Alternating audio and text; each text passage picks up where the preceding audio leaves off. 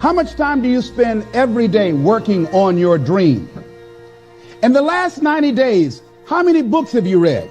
In the last year, what new skill or knowledge have you acquired? What kind of investment have you made in you? You don't want it badder than you want to party. You don't want it as much as you want to be cool. Most of you don't want success as much as you want to sleep. Some of you love sleep more than you love success. And I'm here to tell you today, if you're going to be successful, you got to be willing to give up sleep. There is no shortcut. There is no hack. There's no sweatless solution. You're gonna have to work. There is always weakness to work on. Always. A lot of them.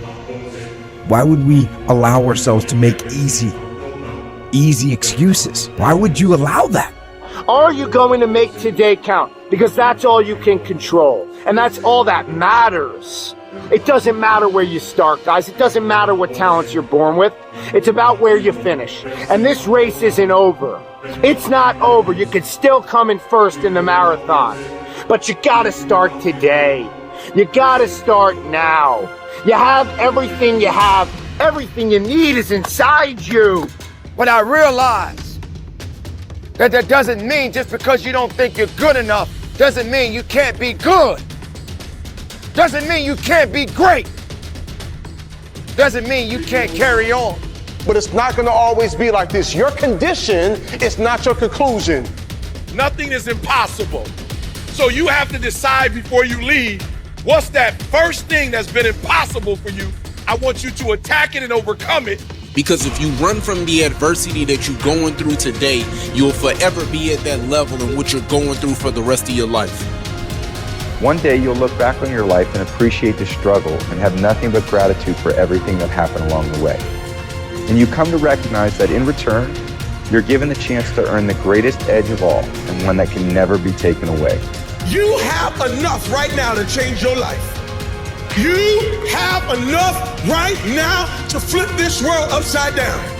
You have enough. You got enough power. You got enough anointing. You got enough grace. You got enough patience. You got enough gifting to make your money, get out of debt, get yourself together, and change everything about your world. Realize that you have the ability to make an impact. You have an opportunity to change that story in your head. Put yourself out there, because when you do, amazing things happen. The essence of life is growth.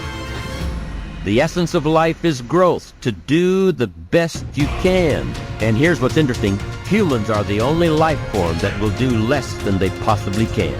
Humans are the only life form that will settle for less.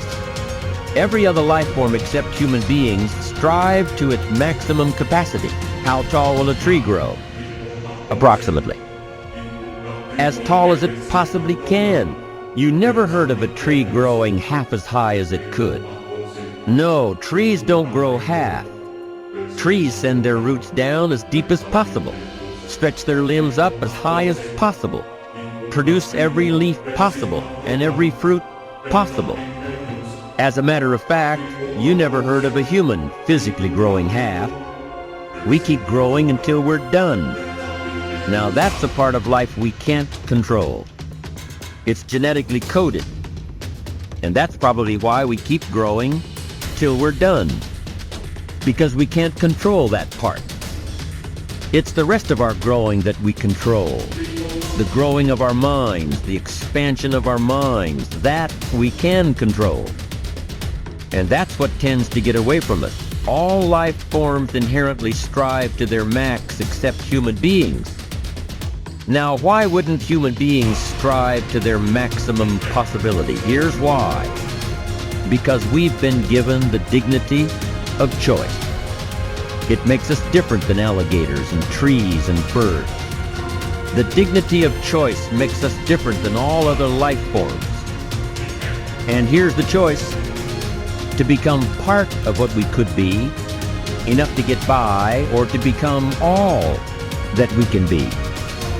My best advice for you is to choose the all. Earn all you can, make all the friends you can, read as many books as you can, develop as many skills as you can, see as much as possible, do as much as possible, make as much fortune as possible, give as much of it away as possible. The max. There's no life like it. I'm telling you, once I got on track, I've never looked back. Pick up the challenge. Go for it. Take the best of the two easies. Take the route of it's easy to get ahead. It's easy to do all you can. It's easy to succeed. It's easy to have financial freedom. The more you do, the more you get. See, if you're playing it safe, you're not going to win. If you're playing it safe, like that old saying, you know, you were taught when you were a little girl, better to be safe than sorry. Well, that's a bunch of crap. It's not better to be safe than sorry. It's by trying things that you figure out how far you can go. You got to get outside the box. Like it's reported, Edison tried 3,000 ways before he built the incandescent light. He said he didn't fail 3,000 times. He said there was 3,000 different steps to building a light bulb. Well, there's different steps to get to where you're going. And I really do treat winning and losing exactly the same. I do not let it upset me. Do you think that's a big part of why you're so successful? Well, it's part of why I enjoy it. Yeah, I think it is, because I'll try anything. Like if I'm into an idea, the idea of losing never enters my mind. See, I have worked with giants. I had the good fortune of working with Sir Edmund Hillary. He was the first man to stand on top of the world. And I worked with him on 3 different occasions.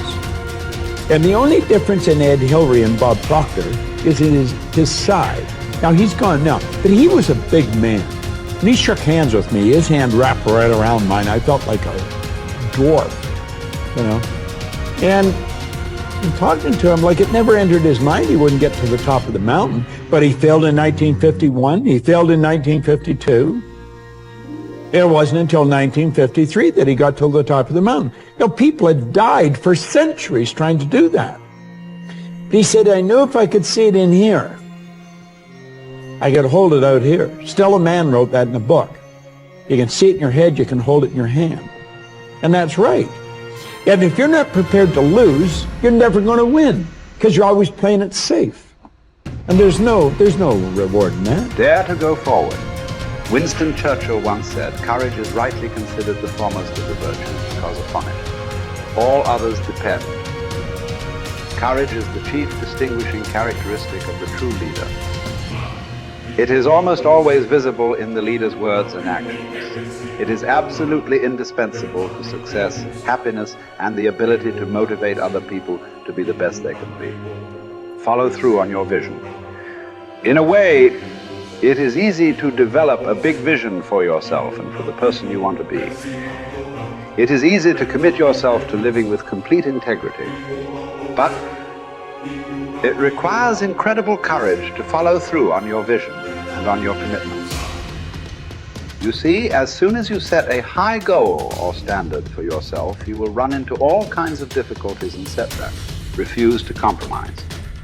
You will be surrounded by temptations to compromise your values and your vision. You will feel an almost irresistible urge to get along by going along. Your desire to earn the respect and cooperation of others can easily lead to the abandonment of your principles. And here is where courage comes in. Stick to your principles. Courage combined with integrity is the foundation of character. The first form of courage is your ability to stick to your principles, to stand for what you believe in and to refuse to budge unless you feel right about the alternative. Courage is also the ability to step out in faith, to launch out into the unknown, and then to face the inevitable doubt and uncertainty that accompany every new venture. Avoid the comfort zone. Most people are seduced by the lure of the comfort zone. This can be likened to going out of a warm house on a cold, windy morning. The average person, when he feels the storm swirling outside his comfort zone, rushes back inside where it's nice and warm. But not the true leader. The true leader has the courage to step away from the familiar and comfortable and to face the unknown with no guarantees of success. It is this ability to boldly go where no man has gone before that distinguishes you as a leader from the average person. This is the example that you must set if you are to rise above the average.